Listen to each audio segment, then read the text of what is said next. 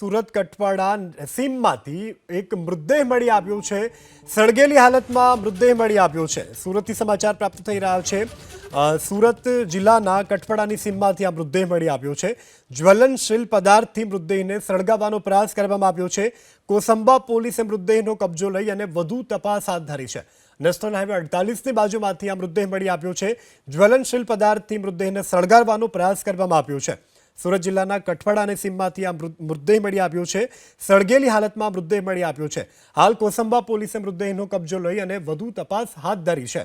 આખિરકાર આ લાશ કોની છે અને કોણે અહીં લાશને જ્વલનશીલ પદાર્થથી સળગાવીને નાસી છૂટ્યું તે દિશામાં હાલ પોલીસ દ્વારા તપાસ કરવામાં આવી રહી છે।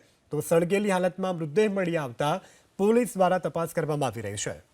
વધુ વિગત સાથે સંવાદદાતા ઇન્દ્રમલ આપણી સાથે જોડાઈ ગયા છે। ઇન્દ્રમલ, શું વધુ વિગત? બિલકુલ ગઈકાલે સાંજના રાતના સમય છે તે પોલીસને આ મૃતદેહ મળી આવ્યો છે। નેશનલ હાઈવે 48 પર માંગરોળ તાલુકાનું કઠવાડા ગામ છે ત્યાં હાઈવેની બાજુમાં જ એક ખેતરના છેડા પર છે ત્યાં મૃતદેહ મળી આવ્યો છે। ઘટનાની જાણ પોલીસને થતા પોલીસ ઘટના સ્થળે પહોંચી હતી। આખો મૃતદેહ જે છે તેની પર કોઈ જ્વલનશીલ કેમિકલ પદાર્થ જેવું વસ્તુ નાખી અને આ મૃતદેહ કોનો છે તે જેની ઓળખ ન થાય તે માટેની કોશિશ છે તે આ મૃતદેહ જે લોકો નાખી ગયા હતા તે લોકોએ કરી હતી। કોસંબા પોલીસે હાલ છે તે મૃતદેહનો કબજો લીધો છે અને ફોરેન્સિક ટીમ માટે મૃતદેહને મોકલી આપવામાં આવ્યો છે।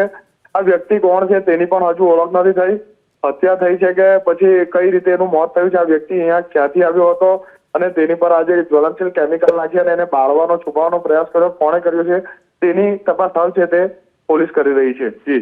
જી ઇન્દ્રમલ, સમગ્ર જાણકારી બદલ આભાર। તો હાલ તો પોલીસ આ અંગે તપાસ કરી રહી છે। સુરત જિલ્લાના કઠવાડાની સીમમાંથી આ મૃતદેહ મળી આવ્યો છે। જ્વલનશીલ પદાર્થ છાંટી અને મૃતદેહ સળગાવવાનો પ્રયાસ કરાયો।